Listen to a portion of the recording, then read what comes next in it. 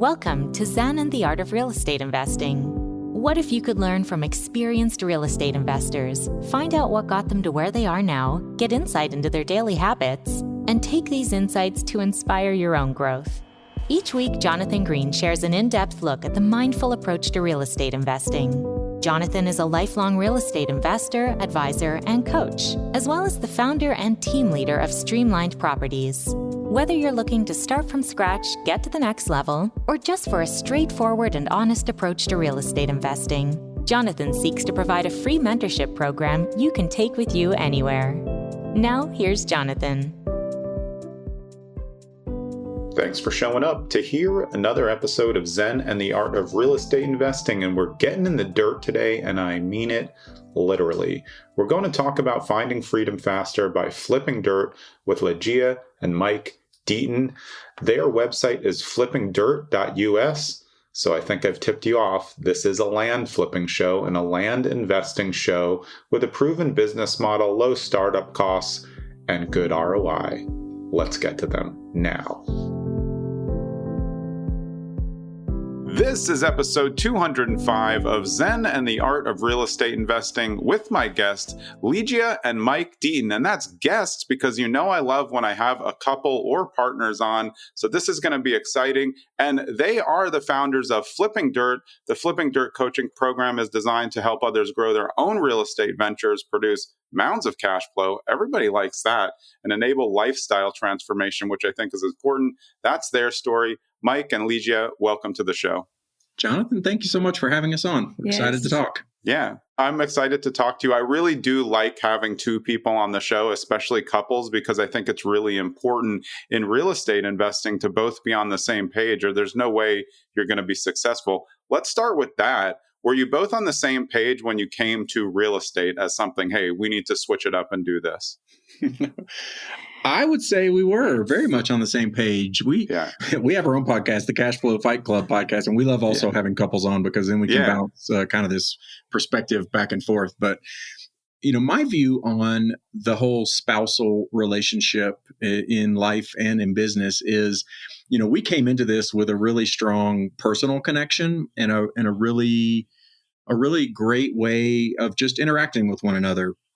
Supportive, kind of on the same page, talking about things, looking at the future, setting shared goals. And so our story in particular was we were both out of a job at the same time. So, you know, different life events happened such that we almost were forced to be on the same page, although, you know, things can go a different way. But we both had a little bit of a wanderlust and a desire to break out of the W-2 world. And so we took a moment in that moment to kind of reflect on what were our values, what did we want as a couple, and it was to spend more time together. It was to travel, to be able to be more flexible and free, and to spend this chapter of our life together.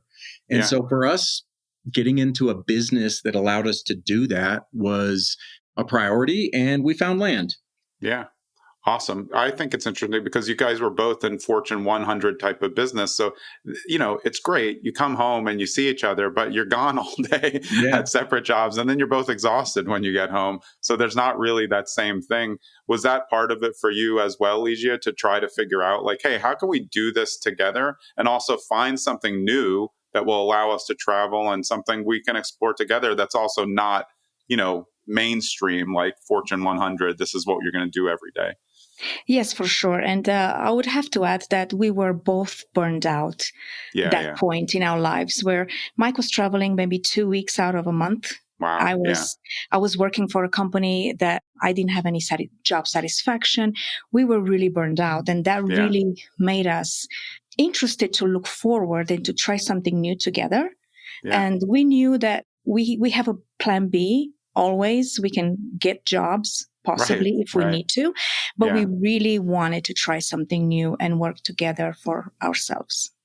Yeah, and what a great benefit to have someone with you right away to say, hey, we at least can bounce these ideas off each other instead of trying to go separately, both, you know, do two new things, you know, without the support. Yeah, that's a great point because when we started up our business, learning the business itself I mean, land is fairly simple. There's obviously complexity with anything once you get a layer or two deeper. But the business model is pretty simple, and you can learn it very easily. That's what we love about it. For us, the challenge was the mental side of things, the mindset. It's just, first-time entrepreneurs, all the self-doubt creeping in and stuff. And so we were able to be a support network for each other. We didn't necessarily get that out of our coaching or community. And so we were able to draw on each other and really help push through the lows and then celebrate the highs. And so that was really, as you mentioned, that was kind of an essential element for us, was having that built-in support right from the start. Yeah, I think that's so important, because a lot of times if say, both people have regular jobs and then one branches out, it's kind of like, well, when are you going to start making money? But that's also applies to land flipping as well, and any type of flipping, because a lot of times people will get in, and of course we'll talk about this with your program and what you've learned. They think like, hey, well, I'm just going to start being a land flipper tomorrow, and in a month I'm going to amass a fortune, no problem, right? And they don't realize like it actually takes a lot of work and support to get there. Was that something that you found out quickly, but you still really like the asset? Because I really like the asset, and I can't wait to get into it as well. I would say yes. I mean, we did some education up front. We did some networking with people that were already in the business. And so we knew logically that the business could make money, and that this asset class was something that generated cash flow. Our particular journey, it took us 6 months before we kind of went full cycle, right? We invested in some properties. It took us a while to sell them and to flip them. And that really built up a level of anxiety and frustration and doubt and all of that. And so that's where we did have to draw on each other. And, but then once we kind of got that first sale, it really proved the business case. Our confidence grew, things opened up. And it's really flowed very quickly after that. Just once we kind of cracked that last little nut to translate into sales. And in the same time, I try not to forget the fact that a job security was really an illusion, because when we were both let go, we kind of found ourselves without jobs. And if we wanted to keep on working for certain companies, or we had to relocate, to move, it was very inconvenient for the time in our lives.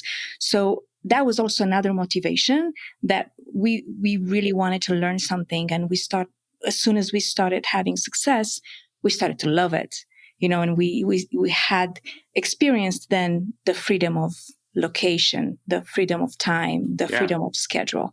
And that helped us really move forward. Yeah, because a lot of the reason why you guys do this in my research is to have that kind of lifestyle freedom. And I think that's what a lot of people are chasing. They talk about money, but it's not really about the money, because it could be different for you or for me or for somebody else on how much they need to live the way they want or where they want. So it's really about just getting to that point where at least, hey, we can do this from anywhere. That's kind of one of the really interesting things. It's not like flipping houses. You don't have to be on site. There's a lot of things we're going to talk about that make you better at making more money in it when you know more. But initially, there's not really too much to it if you want to go. And you can also go and say, hey, look, I want to look at land in Idaho. Let's go to Idaho. Let's go on site. That sounds like it was an important part as well for you to get going. But what was it about land? Because what I found across what I've done, land is really accessible, because it's something you can initially start at, buy for cheap. So you don't have to invest $250,000 into a franchise to get going. Is that part of the allure of why it worked for you in the beginning? Yes, 100%.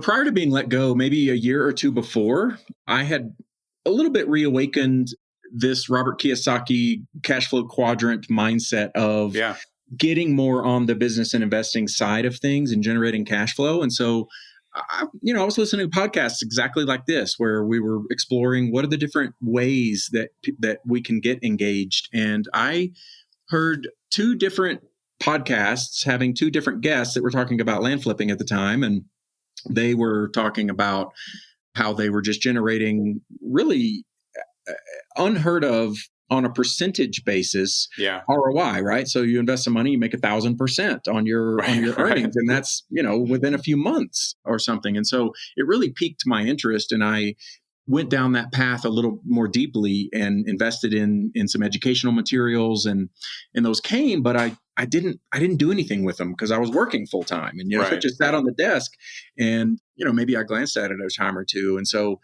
I knew the power of land just from hearing other people do it, and then in that moment when we things kind of aligned, we have two daughters that were older at the time.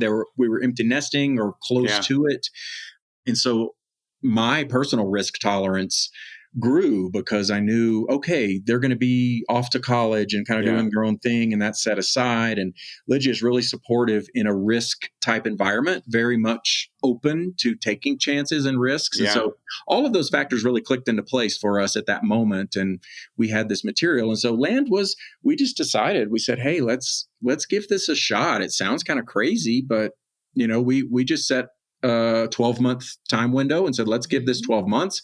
We had some money in the bank, so we said, let's put some seed capital into this. We'll use this as our investment, and we ran with it. And the business model proved out, and we have seen it do so time and time again. It's really an impressive thing. But just as you mentioned, it's very approachable, and that's one of the top priorities for us. Was like, hey, we can get in this, we can invest money right away, and we can see immediate returns rather than having to invest in a bunch of overhead or put money up front or do, which we did. We invested in coaching ourselves. We went through some programs, joined some groups, and, we invested in our education because we wanted to go faster. We wanted to do it without mistakes or with fewer mistakes and just de-risk in that way. But it's a super approachable asset class, unlike, a $50K or $100K multifamily investment or different thing, flipping a house where you have to put money down, or maybe you can find ways to not put money down, but generally there's some kind of outlay coming into it. Yeah, I think it's really smart that you set aside X amount of money and also said, listen, we're going to do this for 12 months, because a lot of problems is people are thinking short term. They're like, well, if I'm not successful after a month, I just quit. But then if they had just gone for a month and a half, they would have crushed it. Like, they had set up the momentum and then they just quit before the momentum. So that's really smart. And that's also working together to say, okay, we're both on the same page. It's a year. We're going to reassess this in a year, but inside the year, we're going to train, coach. We're going to know that's going to cost this. I think that's just smart business planning, especially because you hadn't gone off as entrepreneurs. When you two were both growing up, were you thinking entrepreneur-like? Or were you thinking like, we just got to knock out the business, like let's 9 to 5 this? When did it come in where you're like, hey, entrepreneurship sounds pretty awesome. It's risky, but let's go. Ligia, it sounds like you might have been more on the entrepreneurial thought and open to it. But what about growing up? Not at all. I was just smiling because I grew up in communist Romania. So I grew up in a very survival mode. Yeah. And entrepreneurship was not even entering. It's not a thing, No, it was not a thing at all. So. Yeah, that's funny. My dad was in real estate. He was, we were kind of the original home flippers, actually. When I grew up as a boy, we lived in Fort Worth, Texas. And my parents, as a side hustle, would buy old beat up homes. And they tell me stories. We lived in a beautiful home when I was about between the ages of 5 and 8 or 9. Really big, beautiful area of Fort Worth, big pecan trees. I think they bought that house for $10,000 or $12,000. It was some crazy thing. I drive by that house every once in a while when I go back home, and it's a mid 6-figure, pushing 7-figure type home now. But we would just travel. My parents would buy a place, fix it up while we lived in it, and then we'd move on. I think my mom will tell me that I lived in 25 homes before I was 18 years old. We were just kind of all over the place. And then my dad got into general contracting, building new homes when Arlington, Texas, in the middle of Dallas and Fort Worth, was really blossoming as a suburban type place. And so I grew up, and he also had his own businesses throughout that whole time. He was never a 9-to-5 guy. My mom was a teacher, on the other hand. She was the poor dad side of the equation for me. But entrepreneurship never even entered my mind. And I don't know if this was just my parents saying, go down this path, get a good job, or if it was just me. But I went to university and got a job. And now in my 20s, maybe early 30s, I had a lot of ideas. But this was in the 90s, 80s and 90s, I would say. The internet wasn't really a thing at that point. Entrepreneurship I was remember, Mike. I'm on that age trend as well. Yeah, something was. I remember it was no a different internet. life. I mean, if you were going to be an entrepreneur, you were going to be a business owner, like a brick and mortar or a service provider or something. Yeah. And so I had ideas, but for me, the risk profile was not there. Like I had 2 young kids, a mortgage, 2 cars. I was on, the American path, if you will, in the American dream, but I was trapped and I had no thought of like, I'm looking at next month's bills and not really affording the opportunity to get out and get into the entrepreneurial space. Yeah.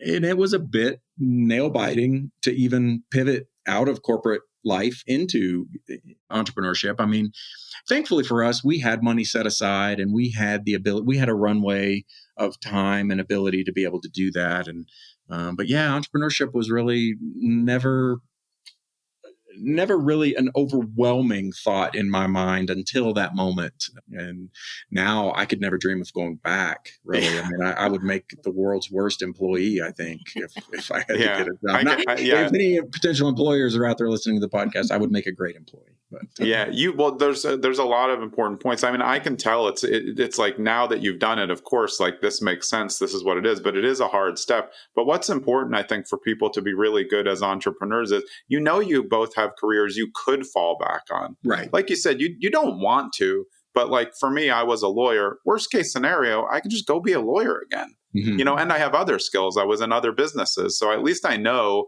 if I ever had to, I could. I think that makes it easier. And I think that people discount themselves.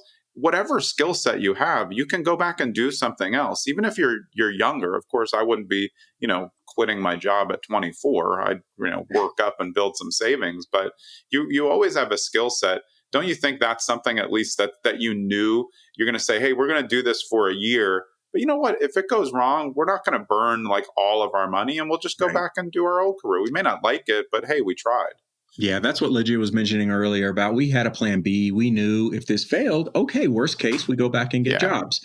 We do something. I mean, I'm not proud enough that, even today, I think about if things really hit the fan.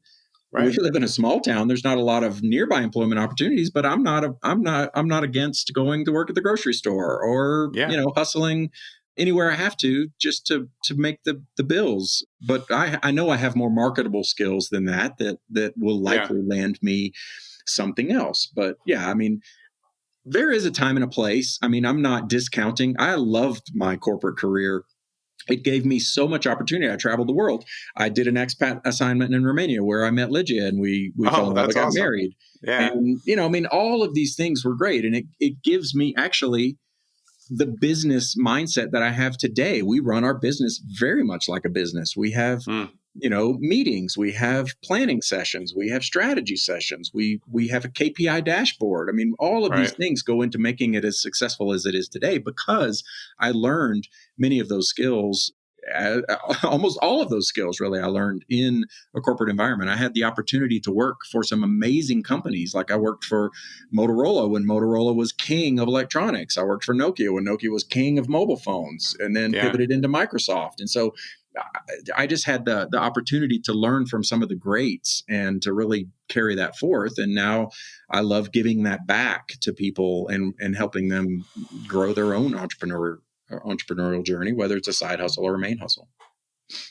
Yeah, I mean, that's so important because, of course, now if you're training other people, they have to treat it like a business. Too many people think entrepreneurship, hey, we're just going to throw a lot of stuff at the wall and see what happens. But then, it goes in all the cracks where you can't find it. So that was important. If we go with both of your backgrounds, you were able to set it up. Because even the way you said, like, hey, we knew we had runway, you're immediately treating it like a business. Because like you can figure it out after a little while, but I think that's a really, important point. So now when you're training new people who are like, hey, I want to get into, land flipping, I would suppose there's a subset of people who come to you and think it's going to be easy. And then there's this other subset who are like you two who are like, well, help me build the foundation so I can make sure it goes well. How do you deal with both sides of that? Obviously, you like the second part of the coin better because they're ready to go.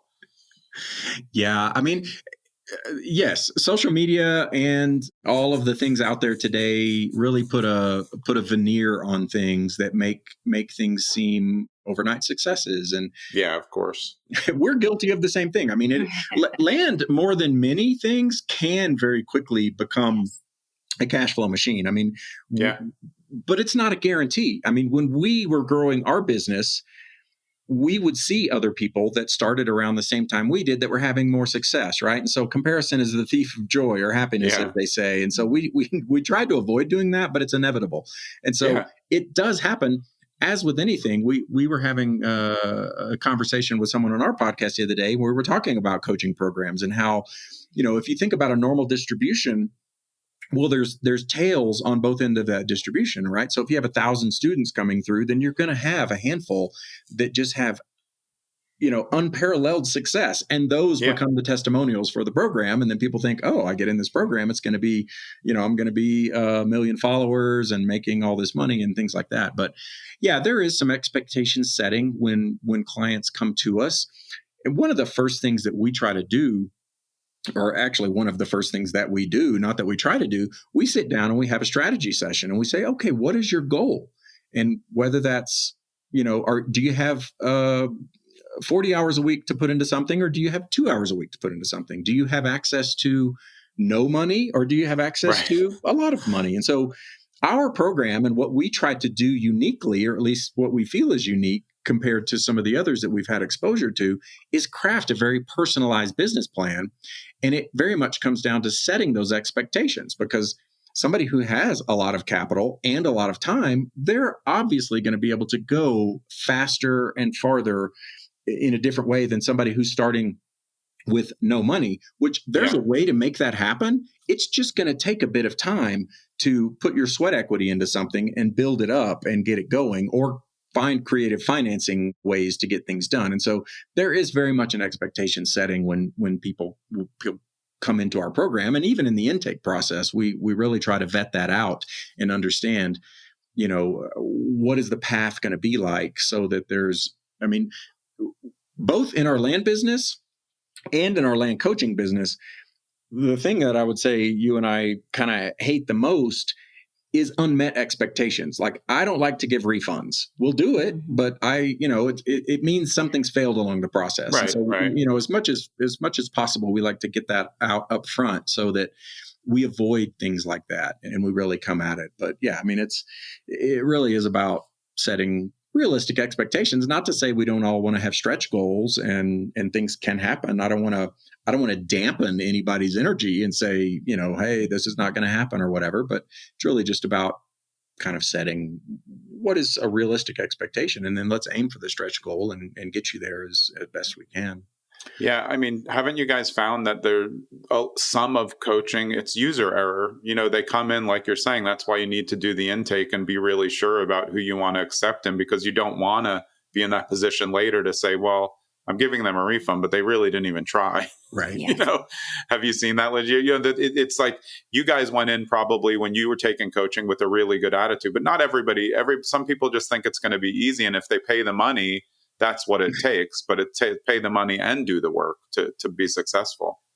Yes, and one of our values is to be very realistic and honest with people. Not that people have to have our experience necessarily, but it took us 6 months to really have that proof of concept. And within the 6 months, when we started our business, there were multiple moments where we could have given up, multiple moments where we could have said, this is not working, this is BS, we're moving on.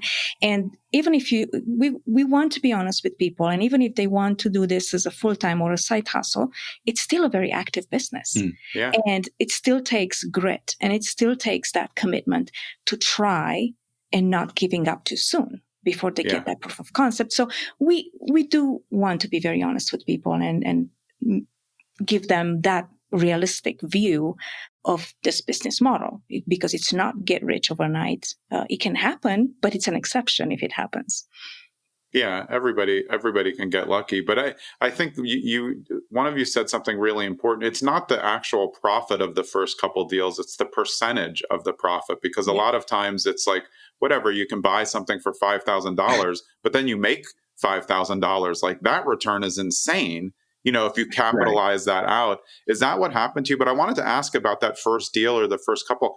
What do you think went wrong that took so long to sell? Because obviously now you've perfected a system, you know how to get things sold. But in the beginning, it's not as easy as people think. I guess sometimes you just think, well, I'll just buy it and just turn around and sell it. But there's things that you can do that make the land much more sellable than the prior person had it when you got it.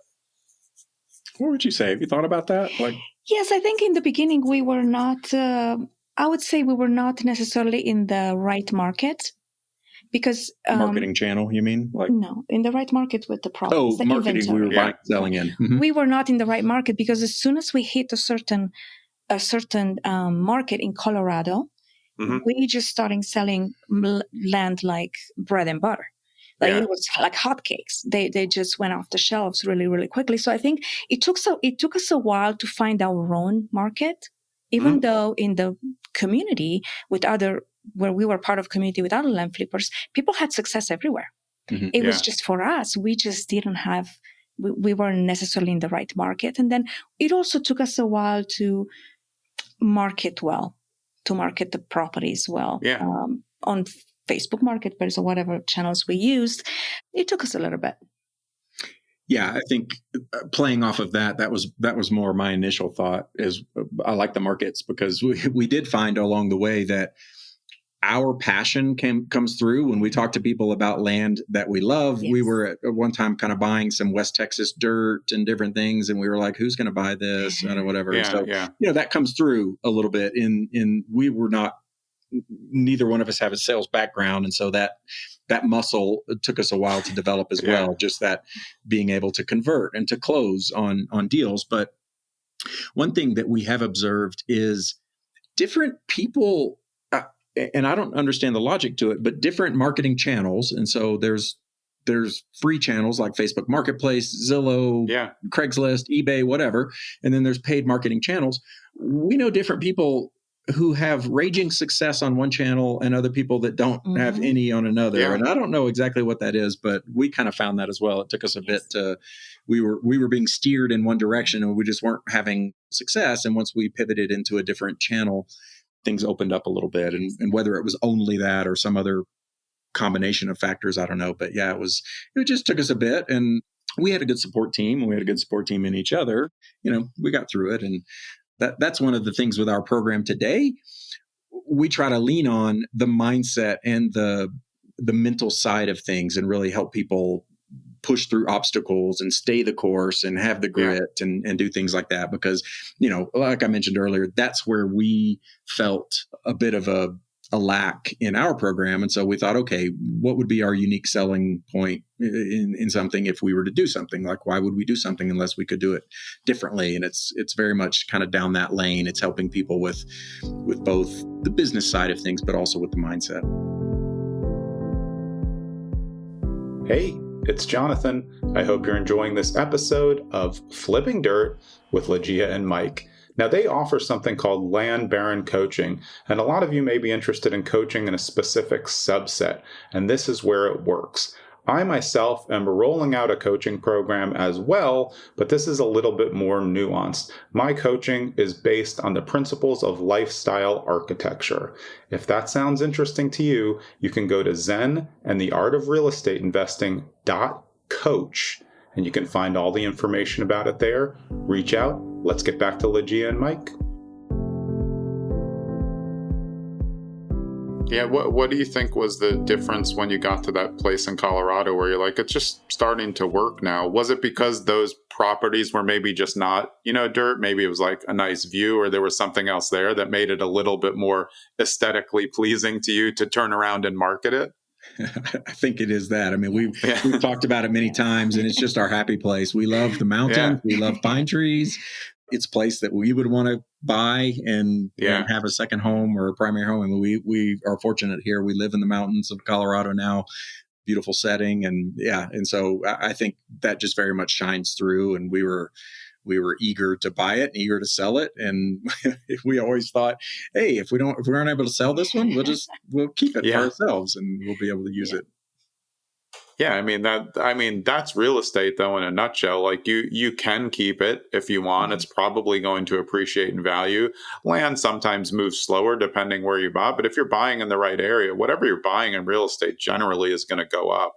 unless you're making a colossal blunder or you're just overpaying. But, with land, you're getting great deals, because usually, just for the listeners, and you guys can confirm, when you're buying land and you're doing off-market acquisition for land, you get into all sorts of people. This is not like buying houses. It's completely different. Yeah, a lot of people don't even know they own the land, or it's just something they could care less about. They're like, oh, I pay the taxes. They're $20 a year, but like, I'm never going to go there. So why do I own it? So the way that you acquire properties and land is much different, right? I think that will help the listeners understand, because it's not someone living in a house. There's no house there. Most of the time you're just like, sometimes alerting people to something they didn't even realize they had. It's very true, Jonathan. When we started out, a lot of people think tax delinquent properties, which is a good strategy, right? You have people, sometimes, yes, they barely know they have it. Although more and more people do know they have it, because they are paying higher tax bills and they're feeling the pain of something that they either inherited or they bought 25 years ago. And they're like, I'm not going to use this now. Yeah. Or they get into a bit of a financial bind, all those kind of things. But yes, it is a much different asset class, especially on the acquisition side, but even on the sales side. I mean, we know now that you can buy and sell land anywhere. You can buy a piece of swampland, and somebody wants a piece of swampland for some purpose that they have. They want to ride their dirt bikes through the whatever, or a cliff side property, or whatever. I mean, there's a saying that, there's a pig for every barn, and it's very true in land. I mean, if we look back on our journey on any type of regret, that is the one that we go to, is like, we were overly picky on so many properties, thinking, oh, nobody's going to buy this. Why would we shouldn't? I mean, we know now we would have bought every property that we could have, at least for the right price, that it would have sold. I mean, now it's about just getting more and more properties, and the deal flow was there back then. At least, we passed over many properties that we were like, oh, we should have bought that one. And in the beginning, I was extremely reluctant of this business model, because I thought, well, if people own land, why they don't list it with realtors? Why they don't try to do something else? And then I quickly realized that there's a category of people that absolutely hate realtors. They will not. Yeah, it's most of America right now. They will not list property. And another thing is, like, things happen all the time. People's circumstances change all the time. There are spouses that pass away. There's divorce happening. There's in need of money. They want cash right now. They don't want to wait until somebody lists the property and wait on the market. And that really gave me a different perspective on things and the way you find land. It's actually easier than people think. Yeah, I love the points that you're both making, because I do know about acquisition for land, but I think your general person would think, as you maybe thought in the beginning, well, we need to find something that's buildable. But a lot of the buyers of land is not. Like you said, someone just may want to ride their dirt bikes on like this thing, or build a dirt track. And I was even thinking while you're saying, like, someone would say, in the residential world, people are like, oh, well, you're going to get a discount if you buy a house near a cemetery. Fair. Like, it's not for everybody. But like, if I bought land next to a cemetery, I think there's a lot of people who would say no. And I would be thinking like, well, I can just sell it to the cemetery when they want to expand. And they're just smart business practices that can go into buying land near things that they don't even know they need to expand. And you're kind of getting ahead of them. That sounds kind of fun to me. Is that what you guys have morphed into? You're looking for all these other options that maybe in the beginning you were like, well, this isn't buildable, so forget it. Yeah, definitely. You touched on something that we have learned over time, that you can work both sides of the equation. When you're buying a piece of property, you can certainly talk about the features as negatives. And then go right on the other side, and it's a benefit. And so sloped properties is a big one where we are. I mean, we're in Colorado. There's a lot of sloping, and people think, oh, who's going to be able to do anything with that? Well, we live on a sloped property right now. It's beautiful. We have a walkout basement. We have gorgeous views out the back, because slopes, the property drops away, and it's just all this stuff. So it's, I mean, you definitely can do that. I mean, I don't know that we go looking for exactly properties with those types of features, but we are certainly open to, whereas in the early days, we may not have even reached out to people that own properties in certain areas or things like that. But now, we blanket, and we're happy to take almost anything and work that to the advantage. Yeah. And I mean, like we said with the price point, I mean, if you're buying in low and someone wants to sell you something for $1,000, I mean, like, what's your loss? Exactly. You just hold it. Maybe like in 20 years, now somebody wants to put a cell tower. Like you just never know what can happen if you hold it. So when you're looking at these prices, like you were saying, Ligia, somebody just says, they own just a piece of land. They're never going to use it and they need money to fix a car. They're like, well, now's a good time to get rid of it. And that's where your acquisition is so important. And like we were saying in the beginning, staying on top of it. You can't just go and have a short-term thought, because a lot of these deals don't just happen the first time you call somebody. Yes. I said, we have people that come back to us after months that they received a letter. Hey, by the way, are you still interested? I'm ready now. So yes, it's important to be. Even years. I mean, we've had people, we've pivoted out of a market and been looking in other areas, and somebody's, come back from campaigns that we sent out a year and a half ago. And we have to kind of go back and go, gosh, I don't know. We have to redo our comp analysis and due diligence, because I'm not even familiar with it. Right. Yeah. The numbers we said before are not really working out, but yeah. Right. So for you guys, for new people who get into your program, or for listeners who are like, wow, flipping dirt sounds pretty good, because it's low bar to entry. You don't need to have a ton of like real estate knowledge to start. What are a couple tips that you would give someone who wants to get into it, doesn't have a ton of money, but has enough to, get a couple properties in the bag? How should they start based on what you learned from the way that you started and how your students are starting now?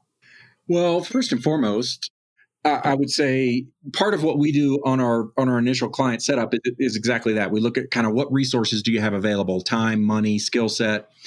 And there are markets where land is incredibly inexpensive. And so it's really, if you have a limited budget, it's just being a little patient. And so as with other real estate asset classes, land has all of the same subsets in terms of, there's a wholesale market in the middle of buying and selling properties, right? And so you can, if you don't have the money or the time or want to go about finding your own properties, you can shop this wholesale market, and you can find properties where there is immediate profit to be had. Conversely, you can sell into the wholesale market. And so there are ways to kind of more quickly build up a little bit more capital such that you can do that. When we started out, we had capital. We wanted long-term cash flow. And so we do a lot of owner financing, right? When we sell to an end user, we'll carry the note and we'll say, hey, pay us $350, $450 a month for 5 years. And so now we have a long-term monthly recurring revenue that we can count on, and that's a bit of more of a safety net for us. Plus, we have an occasional cash deal that we just inject back into the business. And so there's all these different strategies that can be employed. There's even ways to, in the land business, it's commonly referred to as land arbitrage, where you kind of work as a middleman between buyers and sellers, right? If you find somebody who's willing to sell their property for $350 a month, and you find a buyer who's okay with buying it for $400 or $450 a month, you can work this and net that $100 in your own pocket. And so there's all these different strategies to go about doing it. And that's one of the first things that we do, because it can be frustrating if you're told that the business model works in a certain way and you think, oh, well, I don't have the capital to do that. Or you start owner financing properties and then you run out of capital. And so that's kind of the different ways to go about it. There's also financing. I mean, there's a lot of land specific financers that love to finance land deals because they turn over quickly and the profits are great and you can revenue share. So there's all these different strategies. And that's really first and foremost what we sit down and understand. Everybody's journey is a little bit different. Everybody has access to more resources or less resources.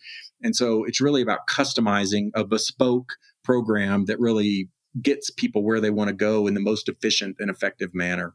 Yeah, creative financing is very popular in the land game on both ends. Like you said, it's a great moneymaker if you're acquiring properties for a little bit to just sell them out on seller finance, even if it's a little bit. If you buy something for $5,000 and then you can make, $400 a month, for a while, that's just easy income. Yeah. But I do think the more well-versed you are in creative finance and land flipping, it just gives you more tools in a toolbox, just like anybody going out on an appointment. Right. You want to be able to solve a problem in a few different ways to be effective. So you're not just losing leads because you only have one note, cash, right?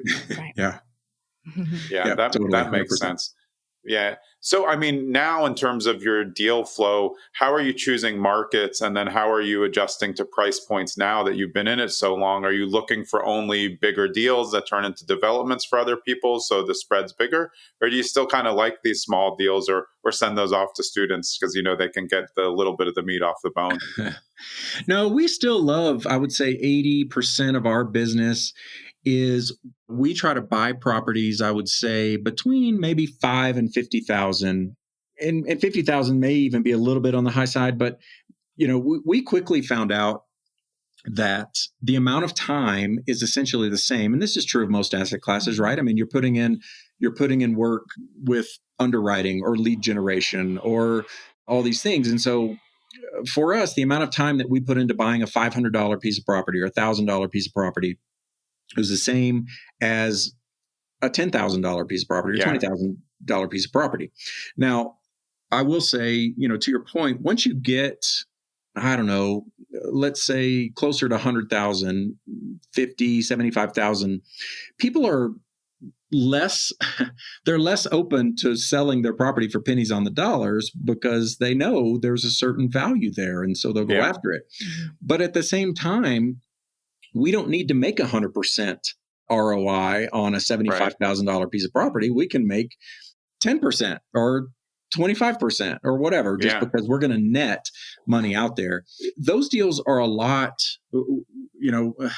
we have a phrase that we share, like money loves speed, right? I forget who said it, but money does love speed. And so we just like to turn over inventory very quickly. And these deals are a lot easier to happen more quickly.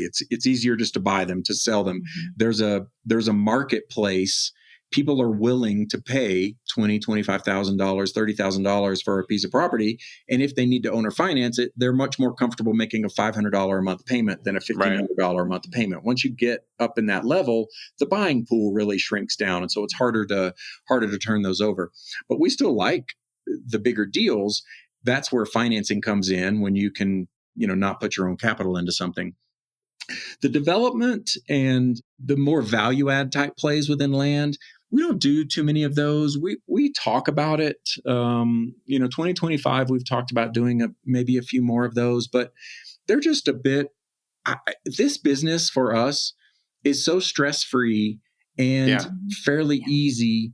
Once you start getting a bit more exotic, then you're adding layers. I mean, you mentioned flipping houses earlier, like you got to be on site. We looked at a house flip that's maybe 10 miles from us the other day, just thinking, hey, we might try something. But, we started looking at the numbers and we were like, okay, maybe there's $10,000 or $15,000 of profit in here versus what kind of workload are we going to put into this? What kind of risk is there if it doesn't work? I mean, it's crazy. So we were like, we can do that in a land deal or two. We told our realtor, we were like, we're going to pass on it. It's not worth our time. And the value add plays, you can make some decent monies especially if you go horizontal development, right? You rough in some roads, you bring in some fluids, but it just becomes a lot more complicated. And typically you're bringing in other investors or you're using other people's money. And that just, we've done some multifamily deals and it's nerve wracking to bring in investors, to be responsible, to steward other people's investments. And we just kind of recenter back on land all the time. So is there anything to add there? Or? No, we like the stress-free business model. The Zen lifestyle. Yeah, exactly. There is no land emergencies. We don't do anything to the land. We don't touch it. Most of the times we don't even see the land that we buy. And we really like that. Yeah, that's important. That's what I wanted to get at, because I've talked to, again, a decent amount of land flippers. There's a lot of different ways to do this business. You guys have set it up in a way where you're not getting a toilet call in the middle of the night. Like, it's just basically wholetailing, which you're going to buy, turn it, and just remarket it better than the last person remarketed it. That's really the play, right? It's, can you do something? I mean, will you guys even mow the grass or do anything like that? Because there's the little fix-ups where you can just take better photos, take some aerial photos, that can make you $10,000. That's what people don't know. Literally taking something from someone, doing aerial photos, trimming up the landscaping, you can spend, $150 and make $10,000, right? Oh, 100%. Yeah. I don't know about mowing the grass, but we have recently I'm not doing it myself. We have recently bought some residential type lots that sight unseen, but I have seen some previous photos and I'm like, oh, the city's going to call us on that and tell us we need to exactly. But to your point, those are some great tips. Like we bought some property in another state, Nevada, large acreage, and we paid someone to go out and take drone footage, and it really cinematic, beautiful shots. And yes, I mean, people fall over themselves wanting this property, or if you're marketing to hunters or whatever, they can get a feel for the land and things like that. I have a drone, and we have done that many times just on more of our nearby properties. We'll go spend a day, take some personal photos. Even us on the property is sometimes nice when people see, oh, there's a human out there on a property. Some really nice drone footage. Yeah, we have some of our biggest sales. We bought a property in southern Colorado. It was up at 11,000 feet, beautiful pine trees. It was really a flat piece of property. Yeah. We wanted to keep that property. We thought, man, we'll put a cabin up there. It'll be a second home. It just wasn't at a phase in our business where we didn't even have a primary home at that time. And so we were like, we'll market this. We went and camped on it and took some beautiful footage, but we kind of thought, let's just put it at a crazy high price. Yeah. And if somebody buys it, we're really happy. And if, somebody doesn't buy it, then we have a place that we can go visit. Well, somebody bought it right away and we weren't happy. I actually cried. I was on the phone with him and it's good tears, nice money. Good tears. Yeah, but that's really important because it's important to stick to your business model. But I think for the listeners, they can see that just doing a little bit is how much you can 10, 20, 30, 100x in land flipping, because you're taking it from someone who is dedicated to doing absolutely nothing. That's why they're selling. It's random. And even if it's, wooded, still doing aerials and getting, real photography of it is just better than, one person's iPhone photo, that means that everyone has to go visit it. So if you have good photos in a video, now you're open to everyone in the world who might want to buy land, right? And that's the marketing channel that you guys were talking. If you get better at marketing, which is just upgrading a couple things, now you're open to everyone. If you just have one iPhone photo, you can only sell to people in that area. Who else is buying that unless it's a deep discount because it's so risky? Right. Yeah. And there's I don't know how to phrase this, but land has one of the lowest levels of competition, I would say, relative to other asset classes. There's still competition out there. And so to your point, if you can do something a little bit better to help you stand out from the other land that's out there, then you can either get a faster sale or command a better price. And that is, selling land is really an emotional experience. People want to envision, what am I doing out there? I'm going to build a house and I want to see a little clearing where I can envision where that cabin's going to go. Or if, they're hunters, they want to see wildlife or where they would hang out or whatever. And so, to your point, as much as you can help put people in that transformative state, then you'll be able to translate into a sale and or a bigger one. Yeah, the competition point's so important. I honestly think if you just own a drone, you can 10x what everybody else is doing. Really, just with that, if you just take drone footage, because you're making so much wider availability for people, and that's where it is. You buy a lot of these off Facebook Marketplace or Craigslist still, because that's where you find them, where you're running lists, getting them off tax records. Again, they barely know. And then when you just upgrade it a tiny bit, you're just making a bigger option of people to see it. Like you said, you were crying about that property, but then it's like, wow, that it's nice. Like that, we said that was our price. I guess you probably said though at one point we should have priced it higher, right? Yeah, for sure. Totally. Yeah, that's it in a nutshell. Awesome, guys. Where is the best place for people to find information about you two and your coaching program? At flippingdirt.us. That is, that's our main website. It has pretty much all the information there. A link we like to give out on podcasts. It's not a menu driven link, but we have it's flippingdirt.us/freedom. Awesome. And we've designed that to be more of a landing page, so you can get some informational downloads. Our contact information's there, and so it's really more of like a one-stop shop. So flippingdirt.us Freedom is a good place to go get the latest information. Oh yeah, that's a good overview too. Yeah, I'm on there now. Yeah, that looks great. Yeah. Awesome. And they can reach you too by going to that site too, popping in their information, schedule a sending call. an email. There's a button on there to set up a call with us. We'd love to talk, hear your goals, and see if it's a good fit. Our email is on there, I think, at the bottom, and different ways to get in touch with us for sure. Yeah, amazing. Well, thanks so much for spending the time. I love talking dirt. I really think it's important to get this out there because there's so many people trying to think of, hey, what's going to be my side hustle, or do I need to quit? Land is such an accessible asset in real estate compared to everything else that you can do it if you only have 2 hours a week. You just have to need help from somebody to figure out how you're going to do it in those. But it is really something that you could grow into, right? I mean, this is probably all part of your coaching, but I mean, I just think it's the most accessible asset out there. There's nothing that you can get for cheaper. For sure. We come back to it again and again. We've tried most of the other asset classes out there. This is the most flexible, most approachable. Yeah. You can just do it as a side hustle and bring in a couple thousand a month, or you can transition into a full-time business like we did. And within the business model, there's just a dozen different ways to play the game. So it is super flexible, and we love it. And we also advocate and try to get out there and share it with the world. And most importantly, for people that actually love to keep their money, we have never lost money in land, ever. Yeah.